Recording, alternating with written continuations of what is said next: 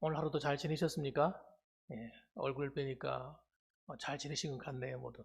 예, 요즘 봄이 돌아와가지고 농사 일이라든지 또 여러 가지 일들이 아마 분주한 줄 압니다. 하나님께서 여러분이 하시는 모든 일에 은혜가 넘치기를 제가 기원합니다. 저는 오늘 본문의 말씀을 가지고 고린도 전서 강해 계속 하도록 하겠습니다. 오늘은 14장 말씀이 되겠습니다. 14장 말씀을 통해서 방언과 예언에 대하여 라는 제목으로 말씀을 전하겠습니다. 방언과 예언의 은사. 이 고린도 교회는 여러분이 아시는 것처럼 참 놀랍게도 이방인 교회입니다. 이방인 교회로서 그 고린도라고 하는 그 환락의 도시, 꽤 상당히 큰 도시거든요. 그런데 이런 도시에서 정말 복음이 전해져서 많은 사람이 하나님을 만나게 되고 예수를 믿음으로 말미암아 그들이 구원을 얻게 되었다는 것은 굉장히 놀라운 사건입니다. 그뿐만이 아니라 그들은 아주 열정적인 사람들이었어요. 열정적이고 그리고 또 감정적으로도 하나님을 뜨겁게 사랑했습니다. 그런데 그러다 보니까 열정적이고 감정적이다 보니까 또 놀랍게도 하나님의 은사가 그곳에 강하게 나타났어요. 그 은사도 아주 다양하게 나타났는데 우리 12장에서 보셨던 것처럼 뭐 지혜의 말씀의 은사, 지식의 말씀의 은사, 뭐 그리고 또 병 고치는 은사, 믿음의 은사, 능력 행하는 은사, 예언의 은사, 영분별하는 은사, 뭐 방언의 은사, 방언 통역하는 은사, 뭐 이런 영적인 은사들이 많이 나타났던 겁니다. 그러다 보니까 그 큰 은혜를 입으면 사람들이 어떤 생각을 하게 되냐면 할렐루야 감사합니다 라고 되지만은 이 마음이 교만해져요. 마음이 교만해져서 자기가 최고인 줄 알게 돼요. 이게 은사 받은 사람이 잘못하면 갖게 되는 그런 마음입니다. 하나님이 나만 사랑하시는 것 같아 착각을 하는 거예요. 그러니까 여러분 이런 은사가 강하게 나타나면 그것을 통해서 믿음이 더욱더 성장하게 되는데 이 믿음이 성장하는 그 과정 가운데서 어떤 일이 벌어지냐면 자기가 최고라는 착각에 빠지는 거예요. 그러니까 무슨 일이 벌어졌습니까? 내가 최고야. 내가 최고야. 내가 믿는 신앙이 최고야. 아니야. 내가 믿는 신앙이 최고야.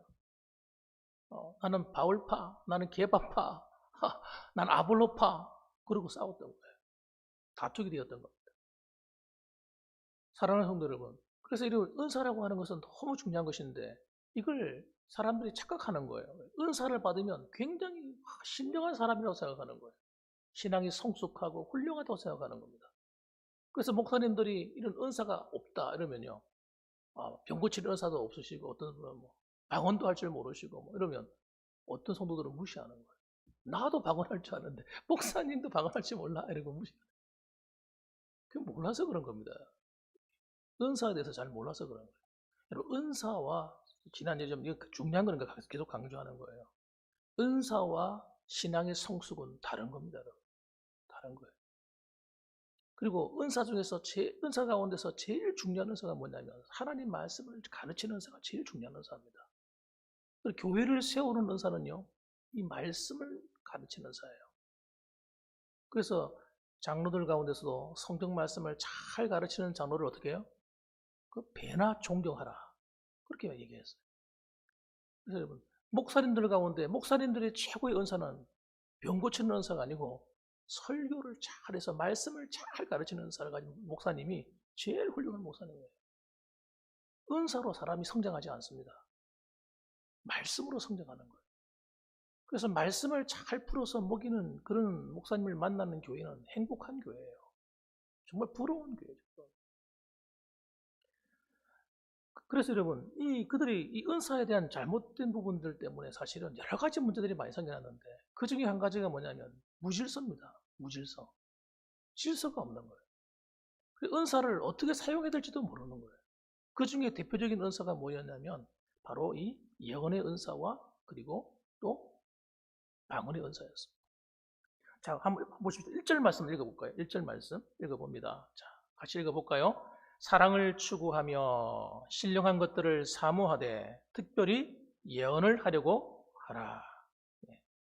여기 보면 이 말씀을 잘 주의해 봐야 돼요. 1절에서 세 가지를 동시에 말씀하고 있기 때문에. 그 첫 번째, 뭘 얘기합니까? 사랑을 추구하며. 여러분, 은사를 사용할 때 제일 중요한 게 뭐냐면 사랑하는 마음입니다. 은사는 자기를 드러내는 도구가 아니에요. 사람을 섬기라고 준 거예요. 성도를 섬기고 교회를 섬기라고 주신 것이기 때문에 사랑이 없이 하면 안 되는 거예요. 사랑이 없는 모든 은사들은 헛것이라고 고린도전서 13장에서 이미 이야기했지 않습니까? 그래서 교회를 사랑하고 성도를 사랑하는 이 마음으로 은사를 사용해야 되는 겁니다. 이게 가장 중요한 중심이 되어야 된다는 거예요. 이게 안 되는 분들은 곤란한 일이 벌어지기 시작하는 거예요. 자기 머리를 숙이지 않습니다. 자기가 좀 똑똑하다고 잘났다고 좀 남보다 좀 낫다고 고개를 안 숙이려고 그래요. 머리를 안 숙여요. 이거 굉장히 위험한 거거든요. 그래서 여러분, 이 사랑을 추구하는 이 마음이 없는 은사들은 헛것이에요. 하나님 기뻐하지 않습니다. 그래 보십시오. 그래서 여러분, 우리가 은사를 사용할 때는 항상 주의해야 될 것이 내가 드러나지 않도록 늘 주의해야 합니다.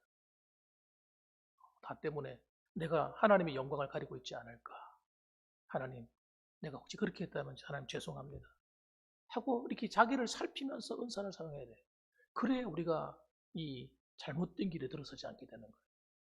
그래서 이 은사가 지나치게 강하게 나타나는 분들은 위험해요. 왜 위험하냐면 잘못된 길로 가는 분들이 꽤 많이 있기 때문에.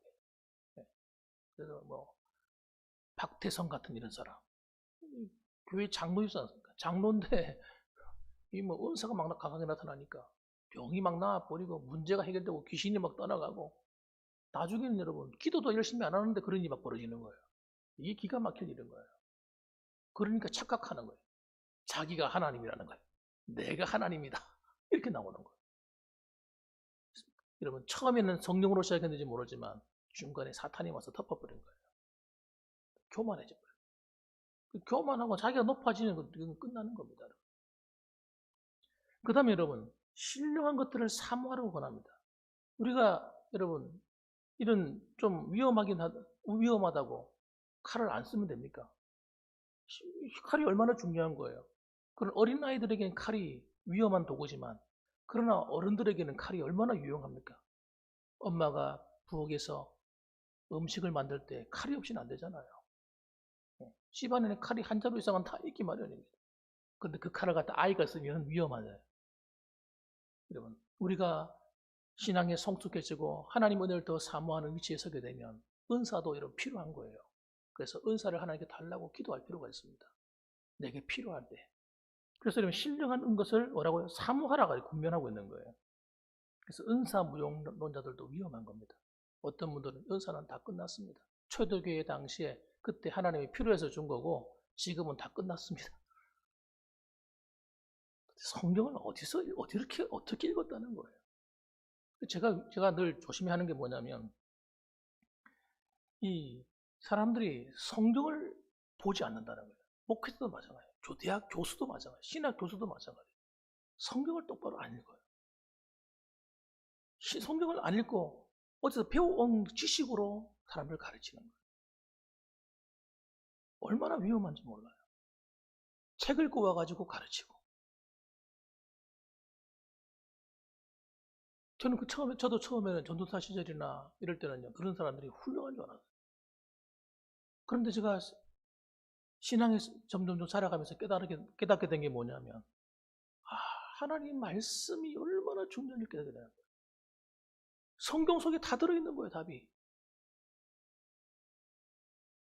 그런데 여러분, 우리가 잘못된 지식이 우리 머리를 차지하면 어떤 일이 벌어지냐면 성경 눈이 안 들어와요. 어떤 목사님으로부터 들었던 지식이라든지 책을 통해 들었던 지식이라든지 그게 우리 머리를 딱 채우고 있기 때문에 그게 내 안경이 돼가지고 성경을 읽을 때 안 보이는 거예요. 성경이 자세히 안 보이는 거예요. 읽어도. 그래서 못 깨닫는 거예요. 저도 한때는 그랬다니까요. 성경을 똑같이 읽는데 나는 다른 게 보이지 않는 거야, 다른 게. 하나님께서 얼마나 나를 깨우셨는지 몰라요. 성경을 계속 읽고 성경 속에 놀라운 보물들이 다 들어있는. 성경이 가르쳐주는 게 정말 최고라는 걸 여러분 아셔야 됩니다. 그래서 성경을 통해서 우리가 하나님 음성을 들으려고 노력해야 돼요. 여기 보면 세 번째는 뭐라고 얘기하면 특별히 예언의 은사를 사용하라고 권면하고 있는 거예요. 초대교회 당시에는 이 예언의 은사가 매우 중요했습니다. 우리가 생각할 때 이 예언의 은사, 어떤 분은 요즘도 어떤 목사님들이나 전도사님들 이런 분들이 예언의 은사를 받았다고 얘기해요. 그러면서 막 사람들이 막 뭘 알아맞히려고 해요. 앞으로 당신은 장래면 어떻게 되고 어떻게 되고. 무당입니까? 네. 여러분 이 예언의 은사는 그런 게 미래를 알아맞히는 그런 게 아니에요. 무당들처럼 뭐 점쳐주고 그런 게 아닙니다. 어떤 성도님들 어이구 무서워. 저분들은 나를 다 잘 알 것 같아. 내 부족한 모습이나 내 실수나 모든 거 다 알아맞힐 것 같아. 아이고 우리 어떻게 알아요 그거를. 하나님이 가르쳐줘야 알지. 여러분 우리는 하나님이 아니에요. 목사님이 하나님이 아니에요. 하나님께서 여러분 이 예언의 은사를 그때 왜 주셨냐면 그 당시에는 성경 66권이 다 완성되지 않은 시기였어요. 그러다 보니까 여러분 성경 말씀, 하나님의 말씀을 알아야 되고 배워야 되는데 마치 그러니까 이것들을 어떻게 해야 될지 모를 때 하나님께서 성령을 통해서 사람들에게 하나님의 말씀을 깨닫도록 도와주셨던 겁니다. 그래서 이 예언의 은사는 성경을 벗어나면 안 돼요. 구약이 그러니까 그 기초는 어디겠어요? 구약 성경이었겠죠. 이 예언의 은사가 그냥 막 자기가 하고 싶은 대로 말하는 것이 아니에요. 이 예언의 은사는 구약 성경을 바탕으로 나오는 거예요. 그 당시에.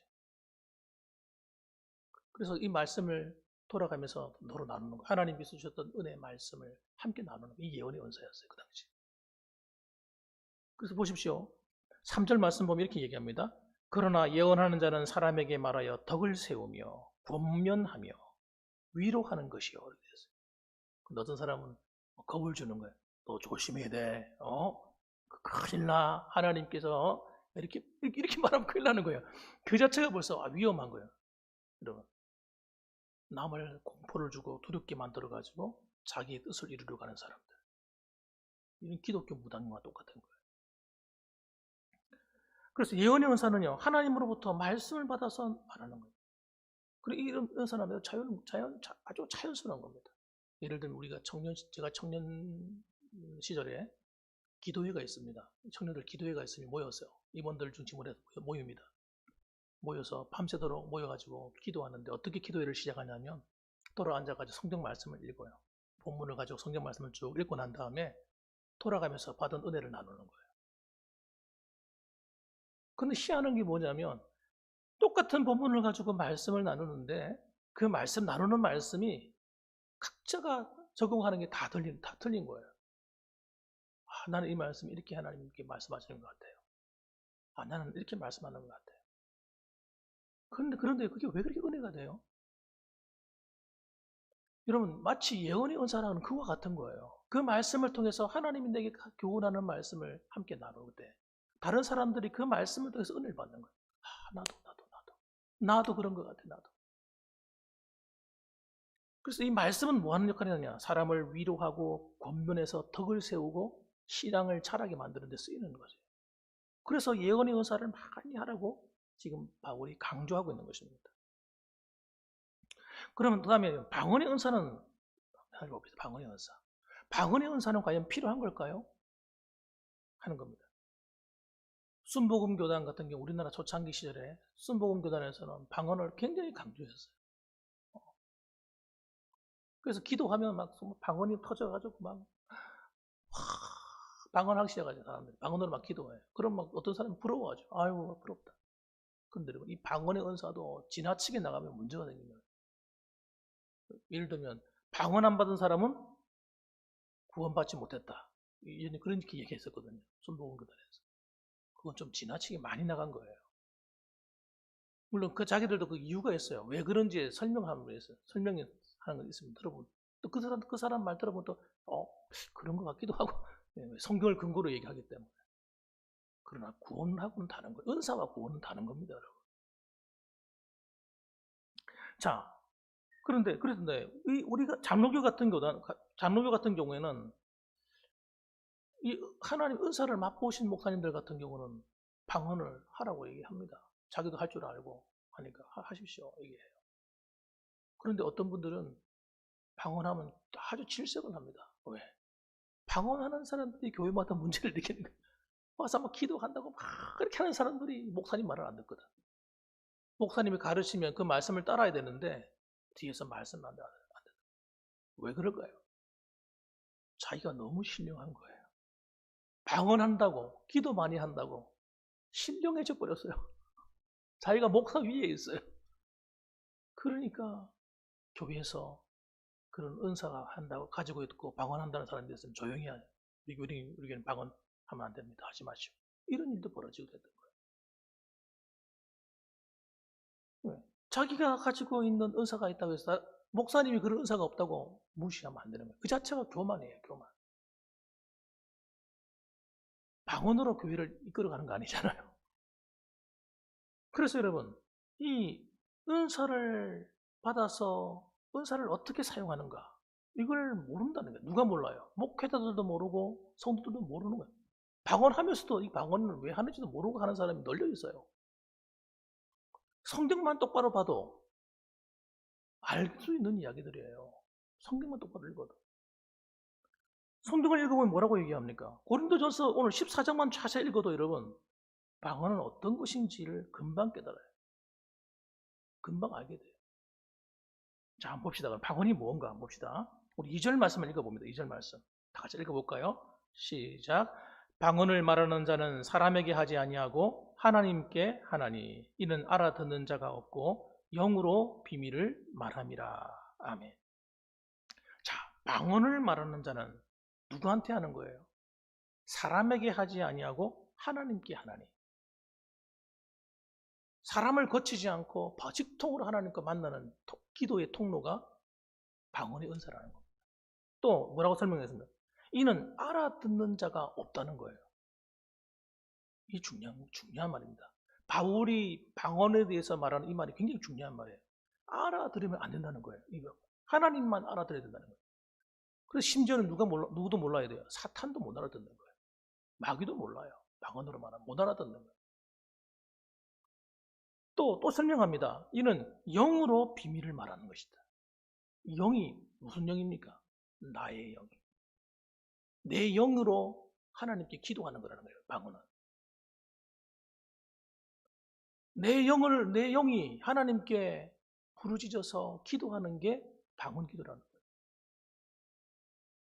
그래서 방언 은사의 무용론이나 이 은사가 폐해졌다고 주장하는 분들의 이야기를 들으면 이렇게 말합니다. 대부분 하는 말이 이 처음에 주셨던 이 방언의 은사는 언어 방언이라는 거, 언어 방언. 영어로 말하든지, 뭐 일본어로 말하든지, 중국어로 말하든지, 뭐 프랑스 말로 말하든지 이렇게 이런 언어로 말하는 것이 방언인데 지금 그렇게 방언을 하는 사람이 어디 있느냐?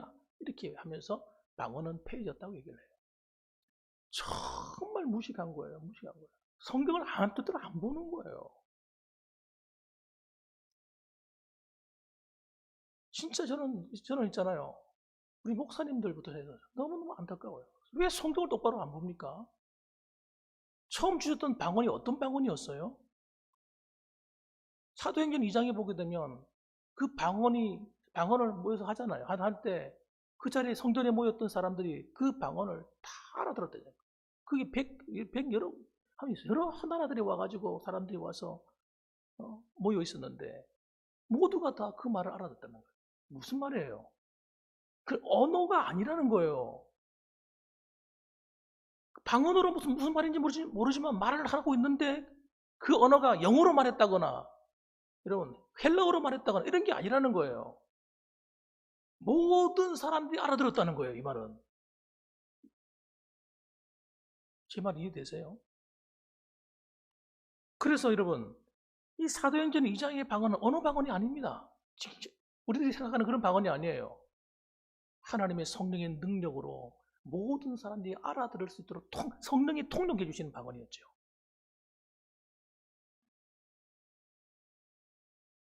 그리고 그 방언이 계속되는 것이 아니고 그때 필요하기 때문에 하나님께서 하게 하신 것이고 그 이후로는 이 방언이 없어요. 나타나지는 않습니다, 여러분. 나타나지 않고 또 다른 방언을 설명하는 거예요. 지금 14장에서 말하는 성도들이 교회에서 쓰고 있는 방언은 어떤 방언이냐? 사람들이 못 알아듣는 방언이라는 거예요. 못 알아들어야 된다는 거예요. 사도행전 2장에서 말하는 방언은 모두가 다 알아듣는 방언이고요. 여기서 말하는 방언은 못 알아듣는 방언을 얘기하는 거예요. 그 바울도 말하는 나도 이 방언을 누구보다 내가 다 더 잘한다. 더 잘하고 있다. 이 14장에서는 방언을 하지 말란 말을 하지 않습니다. 방언을 하라고 얘기하는 거예요.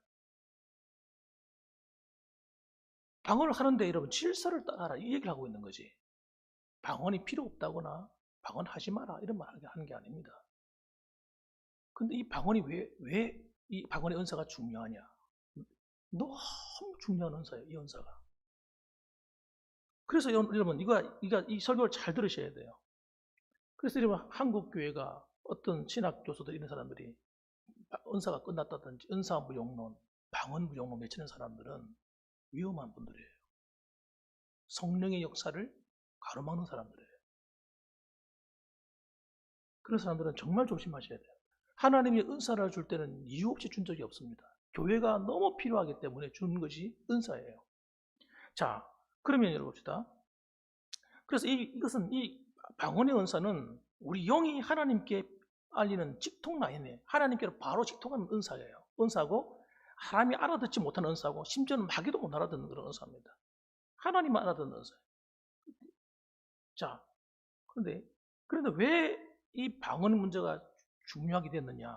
4절 말씀 읽어보겠습니다. 이 말씀을 이해하면 여러분 이해될 거예요. 4절 말씀 읽어봅니다. 시작.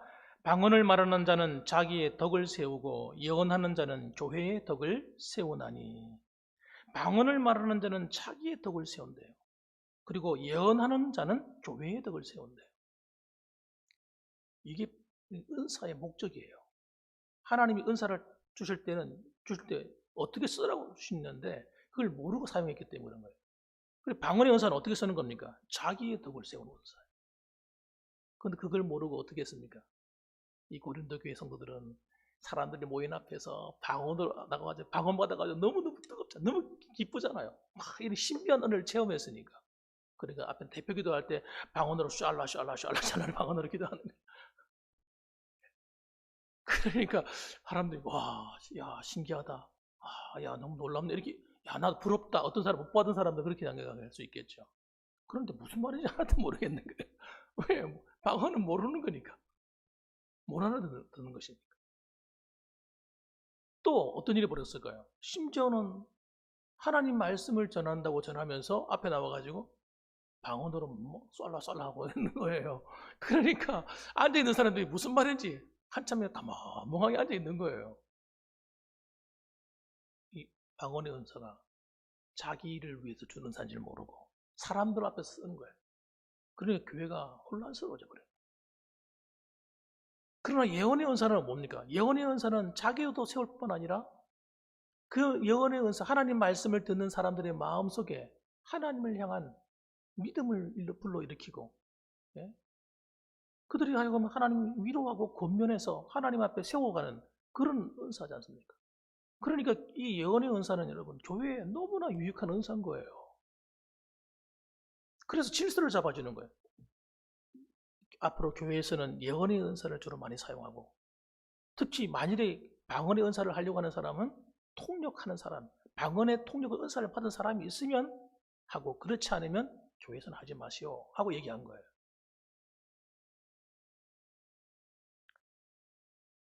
자, 그럼 도대체 방언은 왜 필요한가? 아까 말씀드린 건 개인의 덕을 세운다. 무슨 말이냐 이런 거예요.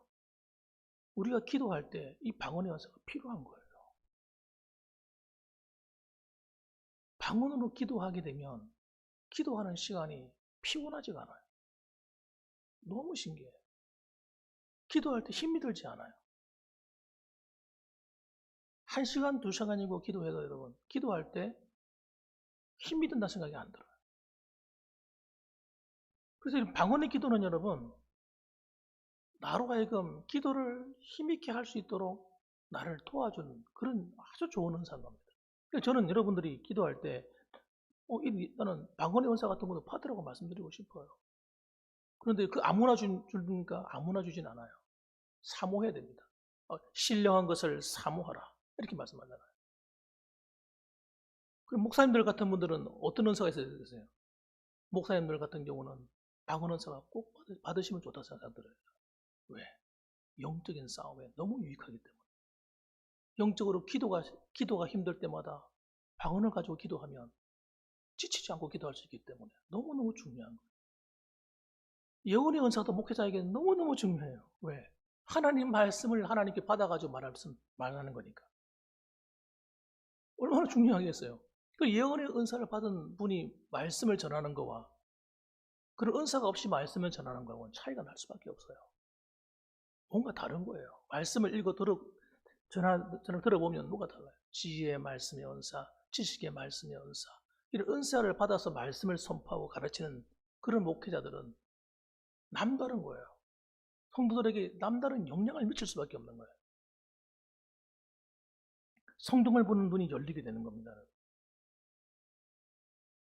그래서 여러분, 오늘 우리가 하나님 앞에서 이 하나님 말씀을 통해서 우리 신앙이 살아갈 때 이런 은사 같은 것을 은사 무용론을 주장하거나 나하고는 상관없어 그렇게 생각하시면 안 된다는 거예요. 은사를 알고 바르게 사용하는 것은 여러분 자신과 나를 위해서 교회를 위해서 때로는 유익할 수 있다는 걸 아셔야 됩니다. 그래서 여러분 기도할 때도 여러분 그런 것 은사를 받아서 기도하시고 여러분 교회를 섬길 때도 그런 은사를 받아서 하시면 너무너무 좋아요. 그 중에서 여러분 저는 교회를 세우는 은사 가운데 제일 중요한 것이 말씀을 잘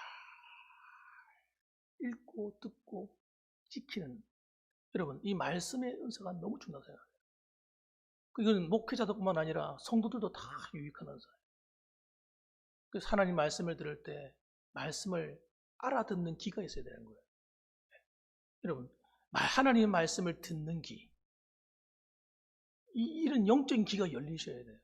성경 말씀을 들어도 이게 무슨 말씀인지 지금 김상희 목사가 무슨 말은 왜 어떤 의도로 하는 말인지 알아듣지 못하면 안 되는 거예요. 알아들을 수 있는 귀가 있어야 돼요.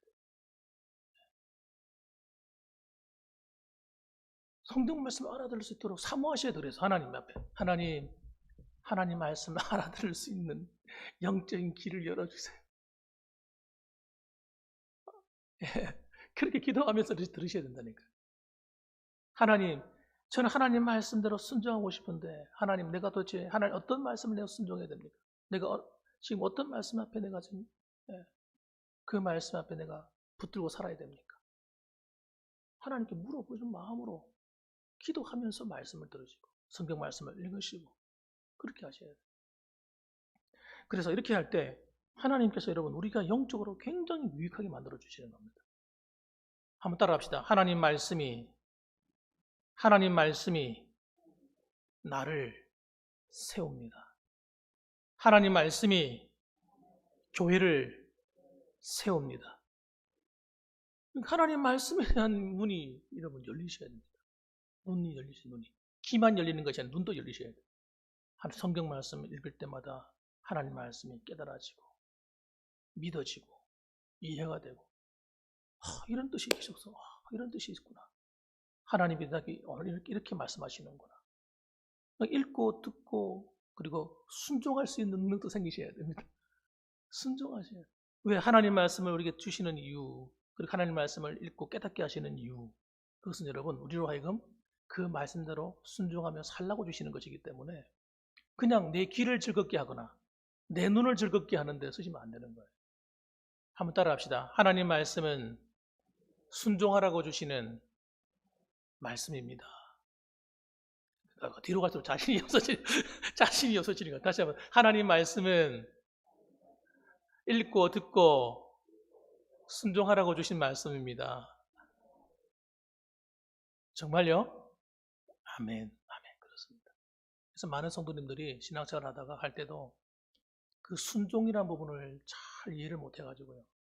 자기 마음속에 새기지 않고 신앙생활 하는 분들이 많이 계세요. 그 설교를 들어도 그냥 오늘 목사님 설교 잘하시네 못하시네 이렇게 그렇게 생각하고 들으시는 거예요. 그런데 그것이 아니라 하나님이 오늘 내게 말씀하시는구나. 내가 이렇게 살아야 되는구나 하고 말씀을 받는 사람이 많지가 않다는 거예요.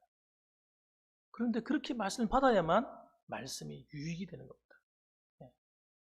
그래서 하나님 말씀은 신묘하고 오묘하고 놀라운 말씀이었어요.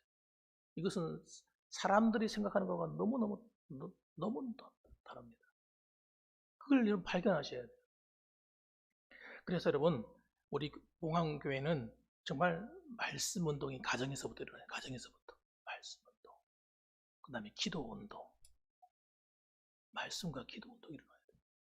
일하다가, 나 밭에 나가, 들에 나가서 정신없이 일하고, 직장에 막 일하고, 그러지 마시고, 일하면서도 기도하시는 거예요. 일하면서도 할렐루야. 하나님 찬송도 부르시고, 일하면서 이런 마음의 여유를 가지셔야 돼요. 일 자체에 막 몰두해가지고, 빨리 끝내야지. 막 이러지 마시고, 그러면요, 몸의 건강도 나빠져요.